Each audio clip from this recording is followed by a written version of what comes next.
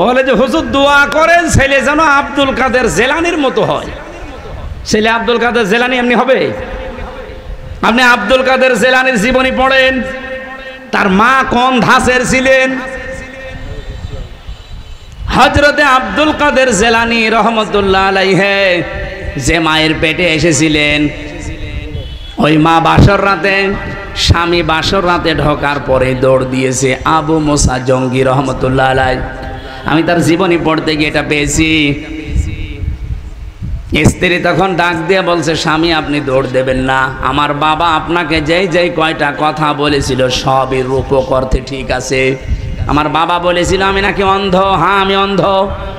যৌবন পাওয়ার পরে আজ পর্যন্ত আমার চোখ দিয়ে আল্লাহর নিষিদ্ধ কোনো জিনিস আমি দেখি নাই। মেয়েরা যৌবন পায় কখন? এখানে একটা মাসলা বলা দরকার। মেয়েরা এসেছে, সম্মানিতা মা বোনেরা, যখন পয়েন্ট এসেছে আপনাদের মাসলাটা জানা দরকার। মেয়ে মানুষেরা যৌবন প্রাপ্ত হয় যখন তাদের শরীর খারাপ হয়, সেটা 12 বছর 15 বছর 16 বছর যাই হোক, যখনই শরীর খারাপ হবে ওই দিন থেকে তাদের নামাজ এবং রোজা ফরজ। এরপর থেকে বাবার আন্ডারে মায়ের আন্ডারে যতদিন থাকবে, যদি এক ওয়াক্ত নামাজও কাজা করে, যদি না পড়ে যা গোনা হবে এই বাবা মার। হ্যাঁ, এখানে আরেকটা বিষয় বলা দরকার, মেয়ে কখন যৌবন পেয়েছে এটা অনেক বাবা জানে না, কিন্তু মা জানে। এই কথা বলছেন কেন? এই জন্য মায়েদের উচিত বাবাকে আপনি ইঙ্গিত দেবেন, তোমার মেয়ে কিন্তু এই অবস্থা। সকালে ফজরের নামাজ শুধু নিজে ঢিপ দিয়ে চলে আসবা না, সেজদাটা মেয়েও যেন দেয় সে ব্যবস্থা করো। ও এতদিন তো অভ্যাস ছিল না, ওকে অভ্যাস তৈরি করাও। হয় নিজে ডেকে দাও, নিজে নামাজের তাকিদ দাও, না আমাকে দিয়ে ভালো করে তাকিদ দাও। কারণ এই মেয়েটা এই যে 12 বছর 13 বছরে যৌবন পেয়েছে, এরপরেও নামাজ পড়ে না। কিয়ামতের দিন যখন আল্লাহ বিচার করতে বসবে, নাজালুহুমা তাহাতা আকদামিনা, তোমাকে আর আমাকে সামনে নিয়ে আল্লাহ বলেন মুখের উপরে জোড়া লাথি দিয়ে জাহান্নামে দেবে। বহু মেয়ে বহু ছেলে জোড়া লাথি মুখে দিয়ে আপনাকে আমাকে জাহান্নামে নেবে, শুধু অসচেতন থাকার কারণে। এই জন্য সচেতন হবেন আজকে থেকে মায়েরা। আমি যেদিন যৌবন পেয়েছি ওই দিন থেকে আমার এই চোখ দিয়ে কোনো নিষিদ্ধ জিনিস আমি দেখি না। এই জন্যে বাবা আপনাকে বলেছে আমি নাকি অন্ধ। আমার বাবা বলেছিল আমি ন্যাংরা, হ্যাঁ আমার এই পা দিয়ে হারাম কোনো কাজে আমি যাইনি। বাবা বলেছিল আমি কালা, হ্যাঁ আমার এই কান দিয়ে আমি আজ পর্যন্ত কারো গীবত শুনিনি। বাবা বলেছিল আমি বোবা, আমার এই মুখ দিয়ে হারাম কোনো কথা আমি বের করি না। এই যে এতগুলো কথা শোনার পরে এই বংশে এসেছিল, এই মায়ের পেটে এসেছিল হযরতে আব্দুল কাদের জেলানি। 6 বছর মাত্র বয়স হয়েছে তার। ওনার পুরা জীবনী আমি পড়েছি। ওনার মা নিয়ে গেছে মক্তবে, ওস্তাদ বলছে এই বলো আলিফ। উনি বলছে হুজুর আলিফের অর্থ কি? আলিফের কোনো অর্থ হয় না। উনি ওই দিনই বলেছিল ওস্তাদ আলিফের যদি অর্থ না হয় ও জিনিস আমি পড়ি না। কারণ যে জিনিসের অর্থ নেই ওই জিনিস পড়ি আমি করব কি? আপনি আমাকে অর্থ শেখান। উনি বলছে তুমি জানো আলিফের মানে? হ্যাঁ জানি। বলো দেখি। উনি আলিফ লাম মিম দিয়ে আরম্ভ করেছিলেন, আল্লাহু লা ইলাহা ইল্লাহু আল হাইয়ুল কাইয়্যুম। সূরা বাকারার 255 নাম্বার যেটা আয়াতুল কুরসি বলে আমরা জানি। এ পর্যন্ত তেলাওয়াত করে আসলেন। এবার তিনি আল্লাহর পরিচয় তুলে ধরলেন 10টা। এখানে আল্লাহর 10টা ক্ষমতার কথা আছে। ওস্তাদ কাঁদতে কাঁদতে বেহুশ হয়ে গেছে। হোশ ফেরার পরে বলে মা আপনার ছেলেকে কোনো জায়গায় মনে হয় পড়িয়েছেন, আমার কাছে নিয়ে এসেছেন পরীক্ষা করার জন্যে। ওস্তাদ বলে না। মা বলছে আমি এই মাত্র আপনার কাছে প্রথম নিয়ে আসলাম, কোনো জায়গায় নিয়ে যাইনি। ওস্তাদ বলছে আপনার সৌভাগ্য যে এতটুকু বাচ্চা এর কোরআনে কারিমের প্রায় 18 পারা পর্যন্ত আয়ত্ত করা আছে। প্রতিটি আয়াত সে সুন্দর করে পড়তে পারে, অনেক আয়াতের অর্থও সে বোঝে। আমাকে আল্লাহর 10টা ক্ষমতা শুনিয়েছে আয়াতুল কুরসি দিয়ে। মা আমার কান্না আরম্ভ করলেন। ওস্তাদ বলে আপনি কাঁদেন কেন, আপনার তো সৌভাগ্য, খুশি হওয়ার কথা। বলে না, আমি নিজেও কোরআনের হাফেজা। আমার এই সন্তান পেটে আসার পরে আমি প্রতিনিয়ত কোরআন পড়তাম। যখনই জন্ম নিয়েছে ফজরের নামাজ পড়ার পরে আমি একে পাশে বসিয়ে বসিয়ে আমি নিজে পড়তাম। আমি দেখেছি আমার আব্দুল কাদের আমার মুখের দিকে তাকিয়ে মুখ মেলাচ্ছে। ওস্তাদ আমার আফসোস হচ্ছে এই কারণে, আমি যদি আর একটু কষ্ট করে পড়াটাই প্রতিদিন পড়তাম, আমার এই ছোট সন্তান এই ছোট বয়সেই কোরআনের হাফেজ হয়ে যেত। আব্দুল কাদের জেলানি এমনি এসেছিল ওই পেটে। আপনার বিয়ের আগেই পেট, সারা দেশের মানুষের দেখা শেষ। এমন ব্লাউজ গায়ে দিয়েছে মনে হচ্ছে ফুটবল খেলার মাঠ। এক কথা বলছেন এখন, এই দিক থেকে একটা ফিতা, ওই দিক থেকে আর একটা ফিতা, মাঝখানে দিয়েছে গেরো, ওটা ফুটবল খেলার সেন্টার। কত মানুষ আছে বাসে নজর ওই দিকে দেয়, নাকি এই এলাকায় সব নেই? মা বোন যারা এসেছেন নিজেদেরকে রক্ষা করেন। আল্লাহ এর পরের শব্দে দিয়েছেন রিসা, শুধুমাত্র লজ্জা নিবারণ করার জন্য পোশাক দেয়নি, সৌন্দর্য বৃদ্ধি করার জন্য পোশাক আমি দিয়েছি। হ্যাঁ, এখানে ব্যাখ্যা দুইটা। আপনি শুধুমাত্র সৌন্দর্য প্রদর্শন করতে পারেন পোশাক আশাকের মাধ্যমে, বিবাহিতা মেয়েরা তার স্বামীর কাছে। কথা বোঝা যায়নি? আপনি পোশাকের দ্বারা যদি সৌন্দর্য বর্ধন করতে চান করবেন, কিন্তু কার জন্যে? স্বামী ছাড়া পৃথিবীর কারোর জন্য, এমনকি নিজের বাবার জন্যেও মেয়েদের সাজ করা জায়েজ নেই। আজকে যে পরকীয়া প্রেম বাড়ে, বহু মানুষকে আমি বলতে শুনেছি, হুজুর যেভাবে চাই ওইভাবে করে না। কি আমি চাই আমার বউ রাতে নাইট ড্রেস পরে থাকবে, ও পরে না। এই জন্য আমি অন্যান্য ধর্ম যারা মেনে জরেওয়ালা বনি আদম সন্তান কিনা বলেন বলেন। তার মানে অন্য ধর্মের লোক যদি আশপাশে থাকেন, সে আপনি হিন্দু হন, খ্রিস্টান হন, বৌদ্ধ হন, যারা আছেন সবাইকে আল্লাহ ডাক দিয়েছেন, কারণ সবার মালিককে বলেন বলেন। ওরা হয়তো বাপ দাদার কথা মানতে গিয়ে সরাসরি বলতে পারে না আল্লাহ, কিন্তু মনের ভেতরে এটা ওদের আছে।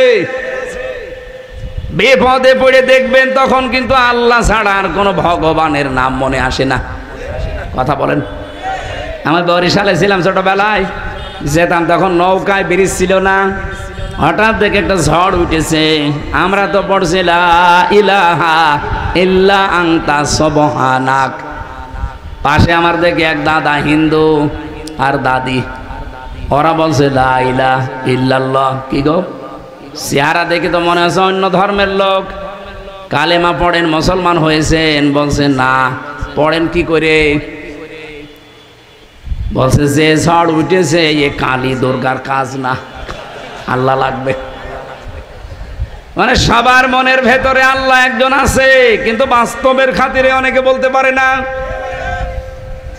আল্লাহ যেহেতু সবার মালিক, সবার রব, এই জন্য উনি ডাক দিয়েছেন ইয়া বানি আদম, হে বনি আদমের সন্তানেরা, কদ আনজালনা, অবশ্যই আমি নাজিল করেছি, আলাইকুম, তোমাদের ওপরে, লেবাসা, পোশাক। কি করে এই পোশাক তোমাদের? ইওয়ারি সাওয়াতিকুম রিসা, তোমাদের লজ্জা নিবারণ করে। 2 নম্বরে তোমাদের সৌন্দর্য বৃদ্ধি করে। এই একটু খেয়াল করেন এদিকে, এই জরুরি না হলে উঠেন না তো ভাই। এলাকায় কি বিড়ির ফ্যাক্টরি আছে স্যার? অনেকের বিড়ির নেশা লাগে, তো ওই যশোর এলাকায় গেলে বিড়ি আছে, একটু পরে দেখে উঠে যে বিড়ি খেয়ে আবার আসে। এরা আবার বিড়ি খেতে যাচ্ছে নাকি?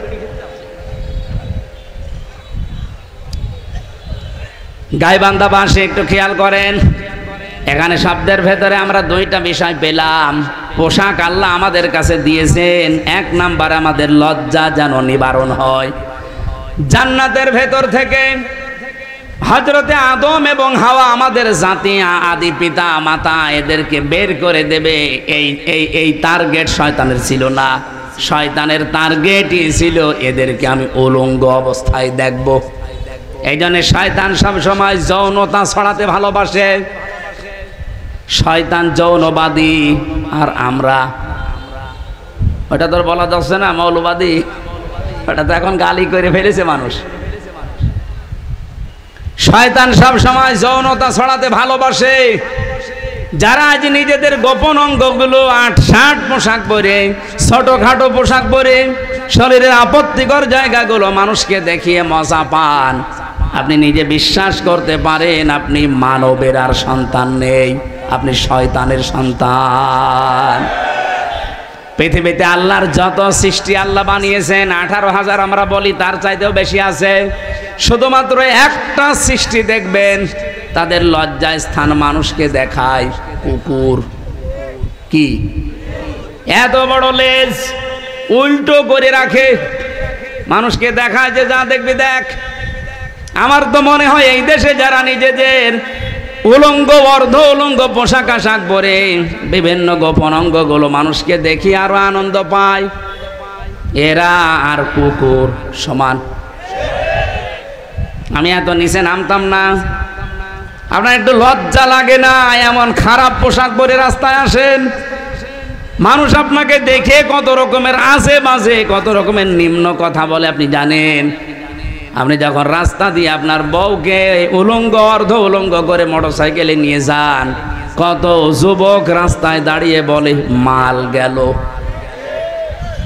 আর আপনার বউকে দেখে যদি কেউ বলে যে মাল গেল, ওই মালের পেটে আর ভালো মাল আল্লাহ দেবে না। কারণ মেয়েদের এই কয়েক ইঞ্চি পেট, এটা খুব দামি জায়গা। এখানে যার নজর যত খারাপ পড়বে ওখান থেকে খারাপ জিনিস ডেলিভারি আসবে। জায়গায় লাইন করি, এরকম মানুষ দেশে নেই। এখানে পরকীয়া প্রেম করেন কারা? হাত তোলেন তো দেখি। ও আলহামদুলিল্লাহ, এই জেলা তো একেবারে মানে মডেল জেলা। কোনো কিছুই নেই, যৌতুক নেই, পরকীয়া প্রেম নেই, ওসি তো খুব আরামে আছে। হ্যাঁ,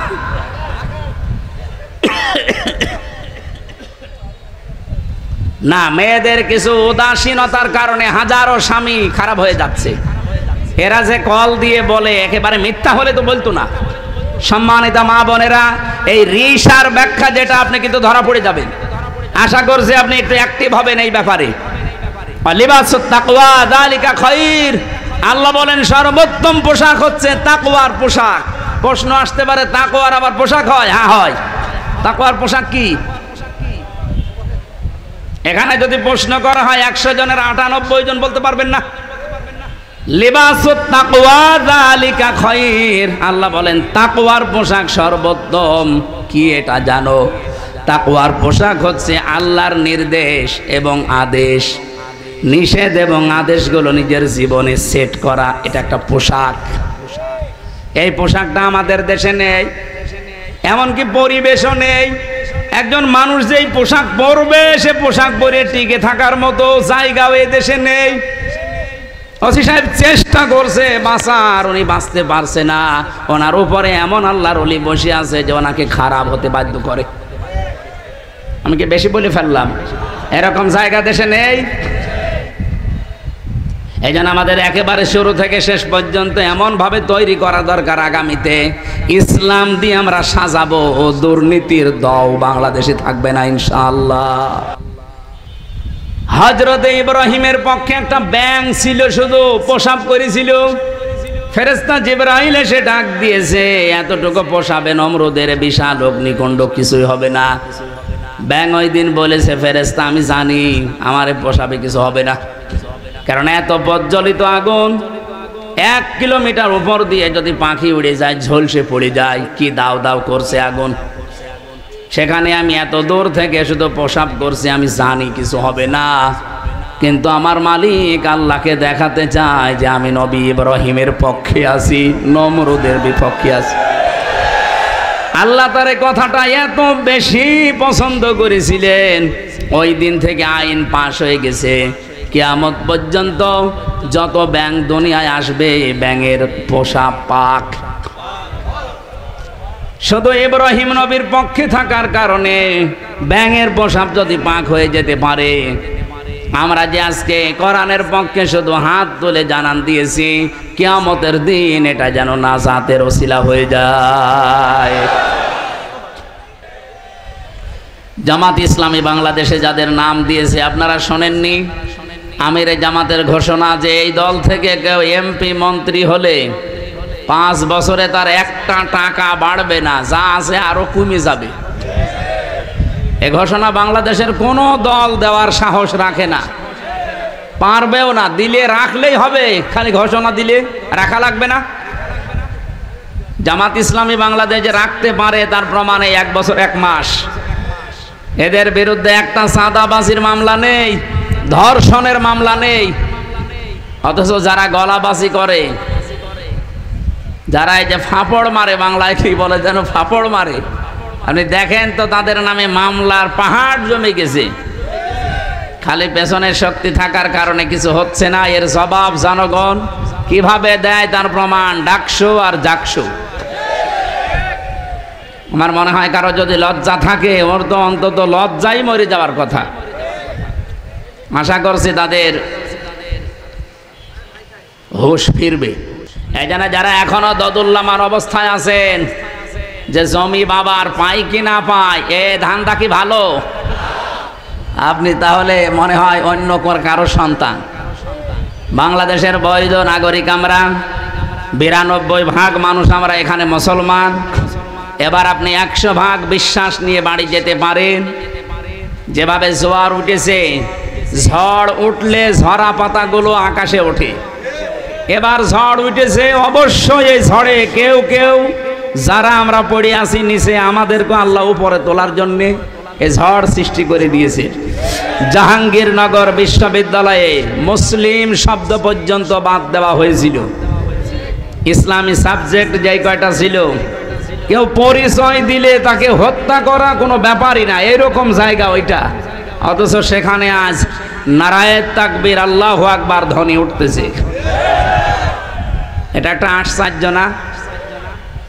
এতগুলো কাজ আল্লাহ যখন করে দিচ্ছে সামনে, সামনে রাখছো চক্ষু যাই আছে, আমার মনে হচ্ছে আল্লাহ সবগুলোতে বিজয় দেবে ইনশাআল্লাহ।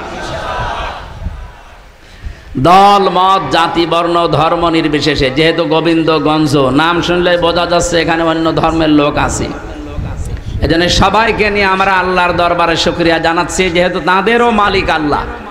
তাদের মালিক কে? গত পরশুদিন আমার কুষ্টিয়ায় অনুষ্ঠান ছিল।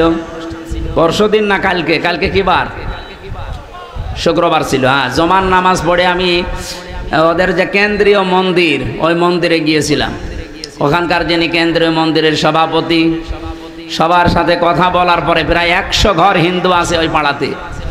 ওনারা আমাকে আশ্বস্ত করেছে যে এবার আপনাকে আমরা ভোট দেব, কিন্তু আমাদের যে দাবিগুলো আছে আমরা যেন আতঙ্কে না থাকি, এইটা আপনারা দেখবেন। আমরা গ্যারান্টি দিয়েছি যে ইসলাম যদি আসে, এই দেশের কোনো ধর্মের মানুষ আতঙ্কে থাকবে না ইনশাআল্লাহ। আপনার ধর্ম আপনি পালন করেন, আমার দাওয়াত দেওয়ার দরকার আমি দেব। কি কথা বলেন না কেন? সুতরাং দলমত নির্বিশেষে যারা এসেছেন, আসেন আমরা আমাদের মালিক যিনি সত্যিকারের মালিক, তার দরবারে শুকরিয়া আদায় করি, বলেন আলহামদুলিল্লাহ। এই পৃথিবীতে আল্লাহ যখন খুশি হয় কারো উপরে, এই এদিকে তাকান, এখানে একটু নড়াচড়া কম করো। আমরা একটা ক্লাস করব ঘন্টাখানিক, থাকবেন তো?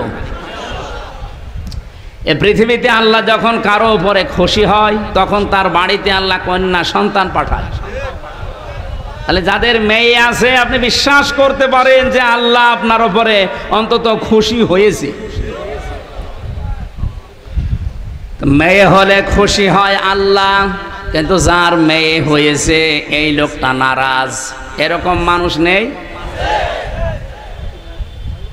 আপনাদেরকে আহ্বান জানাচ্ছি, আল্লাহ যেই কাজ করতে পেরে উনি খুশি, আমরা ওই কাজ পেয়ে খুশি কিনা বলেন তো? আজকে থেকে আর রাগ করবেন না। আপনি জান্নাত পাবেন কি পাবেন না সে গ্যারান্টি কিন্তু আপনি নিজেও দিতে পারেন না। পারেন না? কিন্তু আমি গ্যারান্টি দিতে পারি, যার মেয়ে বাড়িতে একটা মেয়ে আছে, যদি 3টা দায়িত্ব পালন করতে পারেন, মাস্ট বি আপনি একটা জান্নাত পাবেন। না, আমারও ভুল হয়েছে। একটা জান্নাতের কথা আমি কোরআন আর হাদিসে পাইনি। কোন মানুষ যদি পৃথিবীতে একটা মেয়ে লোকের জন্য 3টা কাজ করে, আল্লাহ তাকে জান্নাত দেবেন, এই কথা পেয়েছি। কিন্তু যত জায়গায় আপনি জান্নাতের বর্ণনা দেখতে পাবেন কোরআনে, আপনি দেখবেন অধিকাংশ জায়গায় আল্লাহ বহু বচন দিয়েছেন। আপনি একটু চেষ্টা করেন কোরআনের এই আয়াতটা বোঝার। জান্নাতিন তাজরি মিন তাহতিহাল আনহার ওয়া মাসাকিনা তাইয়্যিবাতান ফি জান্নাতি আদন। এই যে শব্দের ভেতরে দুইটা জান্নাত বললাম, দুইটাই কিন্তু বহু বচন। আল্লাহ এক বচন দিতে পারতেন, একটা জান্নাত বহু বচন, মাসাকিন বহু বচন দিলেন কেন? আমরা যারা আরবি গ্রামার বুঝি, পৃথিবীর বহু ভাষায় আমরা দেখেছি এক বচন বহু বচন আছে, কিন্তু আরবের নিয়মটা আলাদা। এখানে এক বচন আছে, দ্বিবচন আছে, বহু বচন আছে। আমি আয়াতটা নিয়ে গবেষণা করলাম, যে চিন্তা করে দেখলাম যে আল্লাহ জান্নাতের কথা বলতে গেলে খালি বহু বচন লাগিয়েছেন কেন? যেহেতু আরবিতে এক বচনের পরে দ্বিবচন হয়, এরপরে দুইয়ের উপরে গেলে সেটা বহু বচন হয়। রব্বুল আলামিন তাফসীর পড়তে গিয়ে আমার মাথায় এসেছে এটা, পৃথিবীতে মানুষকে যদি আল্লাহ জান্নাত দেয়, যেহেতু বহু বচন আছে, কম পক্ষে দুই হলে বহু বচন হয় না, তিন হওয়া লাগে। কথা বলেন না কেন? তাহলে আপনি যদি জান্নাত একটা পান, কম পক্ষে তিনটা জান্নাত পাবেন। আমার কথা মনে হয় বোঝেননি। আপনাকে আল্লাহ জান্নাত দেওয়ার ওয়াদা দিয়েছেন, নবীজির মাধ্যমে একটা মেয়ে হলে জান্নাত দেবে। তাহলে একটা জান্নাত হচ্ছে, তার মানে কয়টা বলেন? হাদিসের ভাষায় একটা জান্নাতও যদি আল্লাহ দেয় এই পৃথিবীর 10 পৃথিবীর সমান, তাহলে তিনটা দিলে এগুলো তো সব হাওয়ায় ঘুরছে। এই বিশ্বাসটা আপনাকে তৈরি করা লাগবে মুমিন হিসাবে। তাহলে একটা মেয়ে হলে কমপক্ষে আপনি 30টা জান্নাতের মালিক হবেন, এই দুনিয়ার পরিমাণ। জোরে বলেন সুবহানাল্লাহ। কিন্তু কাজ করা লাগবে এই মেয়ে লোকের জন্য কয়টা? 3টা। 1 নম্বরে আপনি খুশি হয়ে তাকে আদর যত্ন দেবেন, ভালোবাসবেন। 2 নম্বরে তাকে দ্বীন শেখাবেন। 3 নম্বরে সৎ পাত্র দেখে পাত্রস্থ করবেন। হ্যাঁ, আমি দেখেছি বাংলাদেশের বহু বাবা মা গার্জিয়ান এই 3টার হয়তো একটা করে, বাকি 2টা অধিকাংশ পিতা মাতাই করতে চায় না। আর সন্তান হলে উনি খুশি, ওর পেছনে খরচ করে, ভালোবাসা দেয়, মহাব্বত দেখায়, কিন্তু 2 নম্বরে তাকে দ্বীন শিক্ষা দেওয়া লাগবে। এইটার বেলায় অনেকেই উদাসীন, গাফেল। এমনকি এখন যিনি দায়িত্বে আছেন উনি কিন্তু 2 নবীর নাম নিয়ে বসে আছেন। ডক্টর মোহাম্মদ ইউনুস, কয় নবী? মোহাম্মদ একটা, ইউনুস একটা। অথচ যে কয়েকদিন আগে 1 থেকে 5 পর্যন্ত প্রাইমারিতে শিক্ষক নিয়োগ দেওয়া হয়েছে গানের। কথা বলছেন না কেন? শরীর চর্চার। আপনি একজন মুসলমান 2 নবীর নাম নিয়ে বসে আছেন চেয়ারে। 92% মুসলমানের দেশে আপনি নাচের মাস্টার নিলেন, শরীর চর্চার মাস্টার নিলেন, গানের মাস্টার নিলেন, তো একটা আলেমকে দিয়ে কোরআন শিক্ষার মাস্টার নেওয়া যায়নি? এ দাবি আমরা জানাচ্ছি আজকে। সারা বাংলাদেশের মুসলমানদের এবং মানুষের একই দাবি যে আপনি যেহেতু ফেব্রুয়ারির 12 তারিখে নির্বাচন দিয়ে চলে যাবেন, যান, এমন একটা কাজ করে যান যেহেতু আপনি অমর হয়ে থাকবেন। আমরা মুসলমানের এই দেশে 1 থেকে 5 পর্যন্ত একটা ধর্মীয় শিক্ষা চাই না? চাই না? কারা চান দেখে? লিল্লাহে তাকবীর। দেখেন তো হাত তুলেছে কিনা?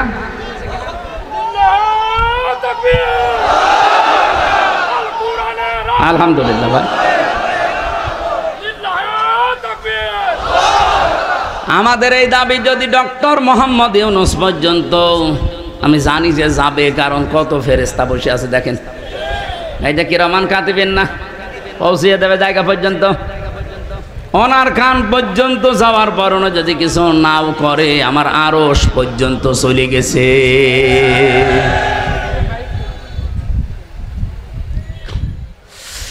গাইবান্ধাবাসী, তাহলে কন্যা সন্তান হলে প্রথম আপনার দায়িত্ব ভালোবাসা। আপনি খুশি হয়ে ভালোবাসবেন, তাকে মহব্বত করবেন। 2 নম্বরে দিনের শিক্ষা দেওয়া। কিন্তু সে পরিবেশটা যদি নষ্ট করে দেওয়া হয় তো শিক্ষা দেব কোথায়? সবাই তো আর মাদ্রাসায় ছেলে মেয়েকে দেয় না। কথা বলছে না কেন? স্কুলেই দেন। মুসলমানের দেশে স্কুলের সিস্টেমগুলো এই করেন। 1 থেকে 5 পর্যন্ত পড়লেও যেন ইসলামের মৌলিক নিয়ম নীতিগুলো অলরেডি জেনে ফেলে, এরকম ব্যবস্থা একটা করে দেন। আর সেইটা এখন কিন্তু সময়। আগে যারা ছিল, আমি নাম নিতেও ঘৃণা করি, এই জালেমা মহিলার, ওরা 1 থেকে 5 পর্যন্ত পড়ার পরে একটা ছেলে বৃত্তি পরীক্ষা দেয়। আমি নিজেও বৃত্তি দিয়েছি। এরপরেও 8এও বৃত্তি পরীক্ষা আছে। 100 মার্কের কোরআন আর হাদিস ছিল আগে, আমি নিজে পরীক্ষা দিয়েছিলাম। কিন্তু 15.5 বছরে জালেমা যাদের দায়িত্ব দিয়েছিল, এই শিক্ষামন্ত্রী নামে কলঙ্ক, এই নাস্তিকগুলো 1 থেকে 5-এ পড়ার পর বৃত্তি পরীক্ষা দেবে, 100 মার্কের কোরআন হাদিস ওই শয়তানরা তুলে দিয়েছে। আমরা চাই ওইটা আবার পূর্ণবহাল করা হোক। হ্যাঁ, কথা বলেন না কেন? আরে মানুষ পরীক্ষার ছলে হলেও পড়ে। ওটা যদি সিলেবাসে না থাকে ও তো আস্তে আস্তে সবই ভুলে যাবে। মেয়েটার জন্য 3 নম্বরে আপনি সৎ পাত্র দেখবেন। আজ মেয়ের বাবা যারা অনেকে সৎ পাত্র দেখে না, দেখে যে এ ছেলের মাল আছে কিনা, নাকি এ জেলায় এসব নেই? বলেন তো, নবীজি তার 4টা মেয়ে বিয়ে দিয়েছিলেন। সবচাইতে আদরের যেটা ফাতেমা তো জহরা, কত ধনী এই মানুষের সন্তান বিয়ের প্রস্তাব দিয়েছে। বিশ্বনবী বলেন না, উনি যদি চিন্তা করতেন যে ধনী মানুষের কাছে দিলে আমার মেয়ে সুখে থাকবে, মক্কার বহু ধনাঢ্য মানুষেরা তাদের প্রস্তাব দিয়েছিল, একটাতেও রাজি হয়নি। এমন একটা মানুষের সাথে নবীজি রাজি হয়েছেন যার নিজের বাড়ি বলেও ছিল না, নবীর বাড়িতে থাকতো। এজন্য সৎ পাত্র হওয়া লাগবে। আমি ঝিনাইদহে একটা বাড়িতে অনুষ্ঠানে ছিলাম, আমাকে চা দিল, কাপ দিয়েছে স্যার, কিন্তু পিরিচ দেয়নি। অথচ লোকটা টিওনো, আপনি টের পাচ্ছেন? আমি তো হেসে ফেলেছি, জ্ঞানী মানুষ তো বুঝে ফেলেছে। আমার দিকে তাকিয়ে বলছে, হুজুর আপনি কেন হাসলেন? আমি কিন্তু জানি। আপনি মনে করছেন আমি টিওনো? আমি একটা থানা পুরা উপজেলার প্রধান। আমি আপনাকে চা খেতে দিয়েছি, শুধু কাপে পিরিচ দেয়নি নিচে, আপনি হাসলেন। বাস্তবতা এইটা। গত পরশুদিন এই পিরিচটা ভেঙে গেছে, কাপটা নিচের যেটা। আমি ইচ্ছা করলে কিনতে পারতাম, এরকম 1000টা পিরিচ কিনতে পারতাম। গতকালকেও আমার অফিসে একটা বিশাল বান্ডিল এসেছিল, শুধু সই করতে বাকি। সই করে দিলে ওই 8 লাখ টাকা আমি পেয়ে যেতাম। এইরকম পিরিচ 1000টা কিনতে পারতাম। কিছু সেই ছোটবেলায় আমি আমার মায়ের কাছে, মাওলানার কাছে, ওস্তাদের কাছে আমি শিখেছি যে ঘুষ খাওয়া এটা হারাম। ওই দিন থেকে এই পর্যায় পর্যন্ত আমি আজও কোনো ঘুষ খাইনি। এত কষ্টের জীবন যাপনে আছে। এই যে অন্যায় অবৈধটা আমার সমর্থ থাকার পরও আমি করি নাই, এই জন্য আল্লাহ অন্য দিক থেকে আমারে পুষিয়ে দিয়েছে। রব্বুল আলামিন আমার স্ত্রীকে বানিয়েছে আমার মন মতো আল্লাহওয়ালা। আমার সন্তানগুলো ঠিক আল্লাহ ওইভাবেই মন তৈরি করে দিয়েছে। যতটুকু দেওয়া হয় অতটুকুতেই তারা আত্মতুষ্টি, আত্মতৃপ্তিতে আছে। আপনি যদি হারাম ইনকাম করেন, আপনার স্ত্রী, আপনার সন্তানাদের মন আল্লাহ ঠিক ওই রকম করে দেবে। কে কথা বলছেন? এটাকে আমি বানালাম। সূরা তাহা 16 নম্বর পারা 19 নম্বর পৃষ্ঠা 13 নম্বর লাইনের 124 নম্বর আয়াতে এই তথ্যটা আছে। ওমান আ'রাদা আন যিকরি ফাইন্না লাহু মাঈশাতান দঙ্কা ওয়া নাহশুরুহু ইয়াউমাল কিয়ামাতি আ'মা। রব্বুল আলামিন বলেন, আমার বিধান বাদ দিয়ে যারা ইনকাম করবে, বলেন তো ঘুষ খাওয়া এটা আল্লাহর বিধানে আছে? হ্যাঁ বলেন বলেন। আল্লাহর বিধানের বাইরে যারা উপায় করে, ইনকাম করে, চর্ম চোখে দেখতে মনে হয় যে বিশাল সম্পদের মালিক হয়ে যাচ্ছে, আল্লাহ বলেন আমি দঙ্কা করে দেই, ওর জীবনের এই উন্নতিতে কোনো বরকত থাকে না। হ্যাঁ, হয়তো প্রতিদিন 2 লাখ টাকা করে আসবে ঠিক, কিন্তু 2.5 লাখ টাকা চলে যাবে এরকম রাস্তা বানিয়ে দেব। আসবে প্রতিদিন বৈধ অবৈধ ভাবে 2 লাখ করে, যাবে প্রতিদিন কত? লাভ হচ্ছে না লস হচ্ছে? এটা তো একটা গেল। সবচাইতে বড় বিষয়, আমি ওর অন্তর থেকে শান্তি তুলে নেব। এই দঙ্কা শব্দের ব্যাখ্যা হচ্ছে ওর জীবনের কোনো কিছুতে আমি শান্তি রাখবো না। ওর বউ চলবে ওর অবাধ্য হয়ে, সন্তান আদিগুলো নষ্ট হয়ে যাবে, কারণ এই প্রভাব পড়বে। হারাম ইনকাম করে যা খাওয়াচ্ছেন এই সন্তানগুলো হারাম হয়ে যাবে। এতটুকু আল্লাহ যদি শেষ করে দিতেন আয়াতি পড়তাম না। এর পরেরটা আরো ঝামেলা। ওয়ানাহশুরুহু ইয়াউমাল কিয়ামাতি আ'মা, কিয়ামতের দিন ওকে যখন তুলবো ওর চোখ থাকবে না, অন্ধ হয়ে উঠবে। আমি আল্লাহর সামনে দাঁড়িয়ে বলবে ক্বালা রাব্বি লিমা হাসারতানি আ'মা, হে আল্লাহ আমার তো চোখ ছিল, আমি অন্ধ কেন? রব্বুল আলামিন এবারে মানে কঠিন কথা জানালেন যে আমি ওকে সঙ্গে সঙ্গে ধমক দেব। ক্বালা কাযালিকা আতাতকা আয়াতুনা ফানাসিতাহা, তোর সামনে আমার আয়াতগুলো এইভাবেই তেলাওয়াত হতো। হাজার হাজার আলেম ওলামা নবী রাসূলরা তোকে এইভাবে শুনিয়েছে। আমার আয়াতগুলো শোনার পরে এভাবে না শোনার ভান করেছিলি, জানার পরে যেভাবে না জানার ভান করতিস, যেভাবে ভুলে গিয়েছিলি জানার পরে, আজকে তোরে আমি আল্লাহ ভুলে গেলাম। তুই যে আমার বান্দা ছিলি, তুই যে আমার বান্দি ছিলি, কোনোদিন আমার এই জবানে তোর নাম আমি আর উচ্চারণ করব না। বলেন নাউজুবিল্লাহ। ও গাইবান্ধাবাসী, কিয়ামতের দিন যদি আল্লাহ আমাকে না ডাকে, আমার নাম ধরে তার জবানে, আপনার নাম ধরে যদি কিয়ামতে আল্লাহর ডাক না দেয় যে তোর নাম আর কোনোদিন উচ্চারণ হবে না, যা। নিজের নাম উচ্চারণ না হলে কেমন লাগে আপনি জানেন? আমি যখন আয়না ঘরে ছিলাম মাটির নিচে, আমি নিজে দেখেছি মাটির নিচের ওই দেওয়ালে লেখা আছে। কেউ কেউ এই নখ দিয়ে বড় বড় নখ হয়ে যায়, খুশিয়ে খুশিয়ে দেওয়ালের সাথে লিখেছে যে ভাইরা এই যে নাম্বার লিখেছি, কেউ যদি বাইরে যেতে পারেন এই নাম্বারে যাবেন যে এই নামের মানুষটা আজও বেশি আছে। মানুষটা পড়ে আছে আজ 8 বছর, 10 বছর, 14 বছর পড়ে আছে, কেউ জানে না। আমার সাথে যারা ছিল 7 বছরের মানুষ আমি পেয়েছি, পাগলের মতো হয়ে গেছে। এত বড় বড় চুল, তার মানে 6 মাস 1 বছর পরে তাদের চুল কেটে দেয় কোনো কায়দায়। আমি তো অল্প দিন ছিলাম, এই জন্য আমার অত কিছু হয়নি। ওর নাম যে কি, লোকটা নিজের নাম পর্যন্ত ভুলে যায়, কারণ কেউ তারে ডাকে না। নিজের নামই দুনিয়ার এই জমিনে কেউ না ডাকলে কত আফসোস লাগে, কত দুঃখ লাগে, কত কষ্ট লাগে নিজের ভেতরে। আল্লাহ পাক বলেন কিয়ামতের দিন তোর নাম আমি আমার মুখ দিয়ে আর কোনো দিন উচ্চারণ করব না। তুই যে আমার বান্দা ছিলি, তোকে আমি বানিয়েছিলাম, আমি ওইটা ভুলে যাব। এই আয়াতটা পড়ার পরে আমার সবচাইতে বেশি টেনশন হয়, ওয়াকাযালিকাল ইয়াউমা তুনসা দিয়েছেন আল্লাহ।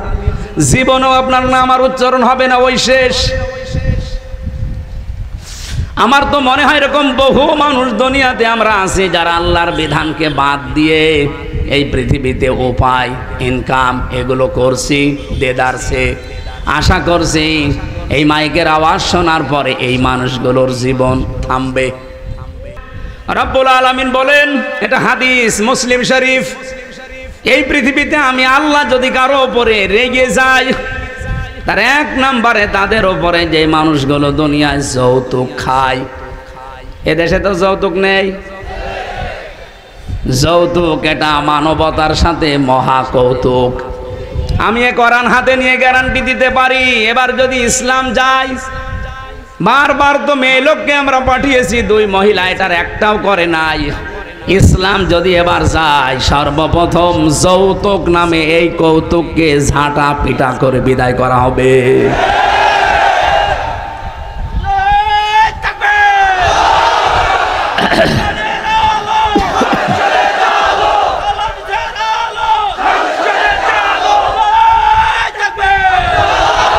রংপুর বিভাগের মানুষেরা, এটা শুধু যৌতুকের বিষয় না, বহু বাড়িতে আমরা এখনো পর্যন্ত দেখি 200, 300, 500 মানুষকে নিয়ে যাচ্ছে বরযাত্রী। না এই জেলায় এসব নেই, কোথায় পেয়েছেন ভণ্ডামি? বরযাত্রী ইসলামে নেই, বরযাত্রী ইসলামে নেই। এগুলো এসেছে হিন্দুদের সংস্কৃতি থেকে। হ্যাঁ, ইসলামে আছে অলিমা। কি অলিমা করা লাগে ছেলের বাড়ি না মেয়ের বাড়ি? তা আপনি যদি কিছু করতেই চান, ছেলের বাড়িতে আপনি অনুষ্ঠান করবেন, 200-500 না 1000 মানুষ খাওয়ান, কোনো অসুবিধা নেই। আপনি মেয়ের বাবার বাড়িতে তার অনুমতি ছাড়া, তার সন্তুষ্টি ছাড়া একটা পানও খাওয়া আপনার জন্য জায়েজ নেই। আর আপনি 200 মানুষ নিয়ে খাওয়াচ্ছেন গরুর মতো। আজকে থেকে সিদ্ধান্ত নেওয়া লাগবে যে যেটা ইসলামে নেই, এই বরযাত্রীর দাওয়াত পেলেও আমি আর জীবনে যাব না। কারা কারা রাজি আছেন দেখি?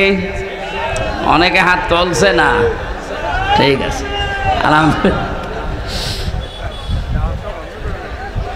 এখানে যারা বিয়ে করেছেন সত্যি করে বলবেন, বিয়ে যারা করেছেন, অলিমা করেছেন, কারা কারা হাত তোলেন তো?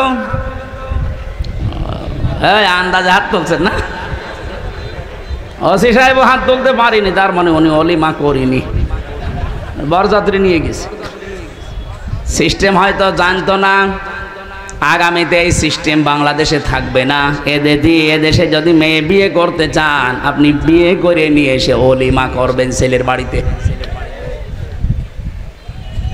যৌতুকের টাকা না খেয়ে আমার মনে হয় পায়খানা করে খেয়ে ফেলা ভালো। হ্যাঁ, কারণ পায়খানা খেলে মাত্র একটা গুনাহ হবে, কবিরা গুনাহ। আর যৌতুকের টাকা যারা নেন, ডবল গুনাহ হবে, একটা কবিরা আর একটা জুলুমের গুনাহ। যতদিন পর্যন্ত এই টাকা আপনি শ্বশুর শাশুড়িকে ফেরত না দেবেন, ততদিন আল্লাহ আপনাকে মাফ করবে না। বেশি বললে আবার আমিও ঝামেলায় পড়ে যাব, কারণ আমি একটা সাইকেল নিয়েছিলাম, এটা ফেরত দেওয়া লাগবে। আমি যদিও দিয়েছি ওইটা, তারপরেও যদি শ্বশুর বলে না ওই সময় সাইকেল আর এখন সাইকেল দাম আকাশ পাতাল, টাকা আরো দেন, অসুবিধা নেই, আমি দিয়ে দেব। তো যারাই নিয়েছেন দেওয়া লাগবে। এই যে বারবার বরযাত্রী নিষেধ করছি যেতে, অলিমা করার জন্য বলছি, আমার 3টা মেয়ে, আমার বাসা লাগবে না। এই কথা বলে না কেন? না, ইসলামে যেহেতু নেই এই কাজটা, এই সমাজে বন্ধ হওয়া দরকার। এই গাইবান্ধা থেকে এই সংস্কার আরম্ভ হওয়া দরকার ইনশাআল্লাহ। আপনারা আরম্ভ করেন তো সামাজিকভাবে, দেখবেন হয়ে যাবে। সংস্কার যখন চলছে সারা দেশে, এইটা নিয়ে সংস্কার হোক। এদেশে আর কোনো যৌতুক থাকবে? ইসলাম আসলে তো থাকবেই না। আমরা নিজেরাও এখন চেষ্টা চালাবো। 2 নম্বরে আল্লাহ আরেকটু যখন রেগে যান যারা গেবত করে তাদের উপরে, অথচ গেবত এখন আমাদের কাছে ঘি ভাতের মতো হয়ে গেছে। 3 নম্বরে আল্লাহ আর একটু যখন রেগে যায় কারো উপরে, যে লোকটা মিথ্যা কথা বলে। এদেশে তার এটা নেই। আগস্টের 5 তারিখের আগের কথা বাদ দেন, আমার তো মনে হচ্ছে আগস্টের 5 তারিখের পরে যত মিথ্যা মামলা আর মিথ্যা সাক্ষী বেড়েছে, নাকি এ জেলায় বন্ধ আছে?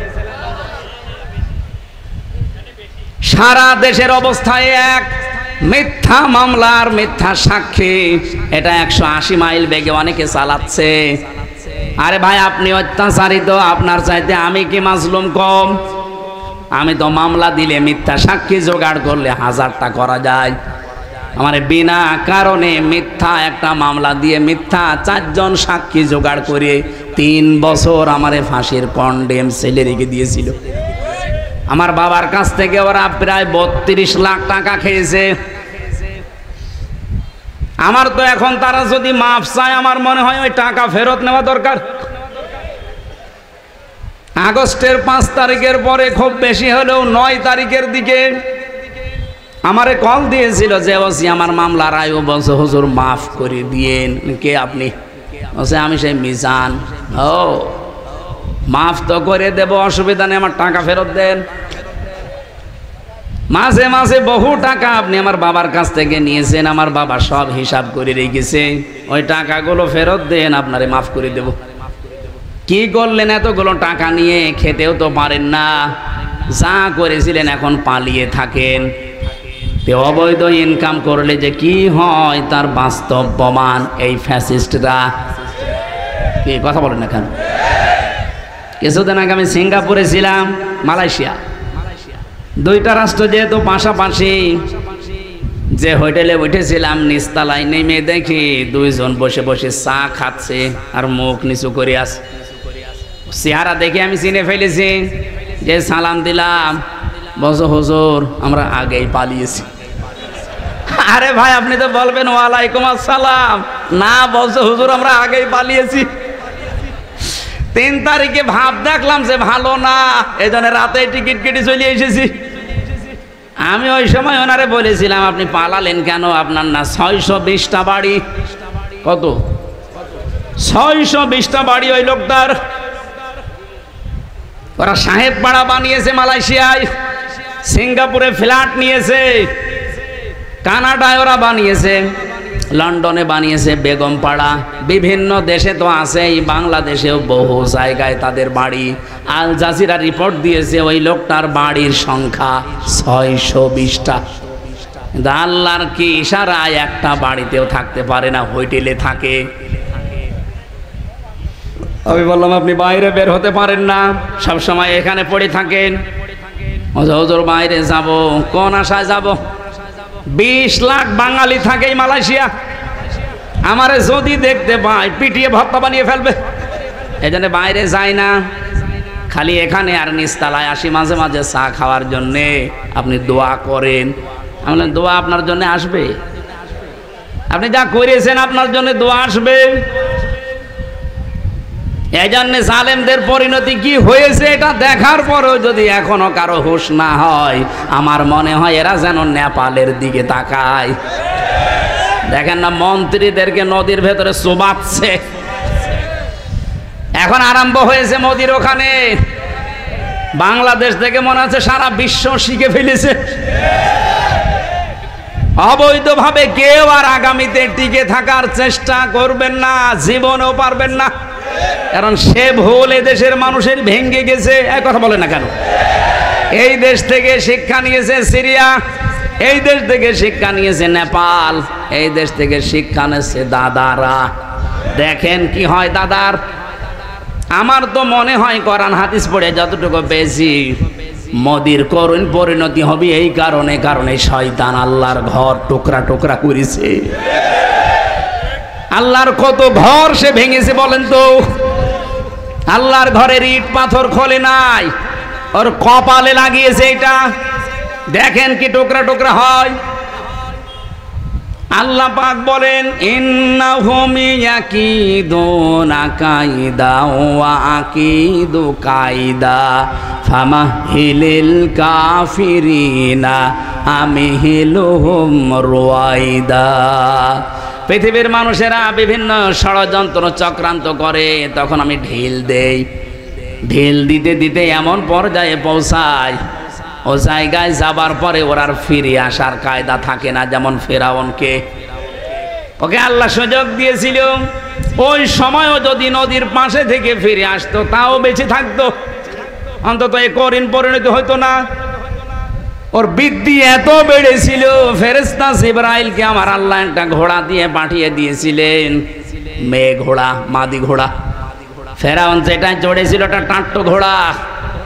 ওর সামনে যখন এসে লাফ দিয়েছে, এই পুরুষ মানুষের মতো এই ঘোড়াও দিয়েছে লাফ।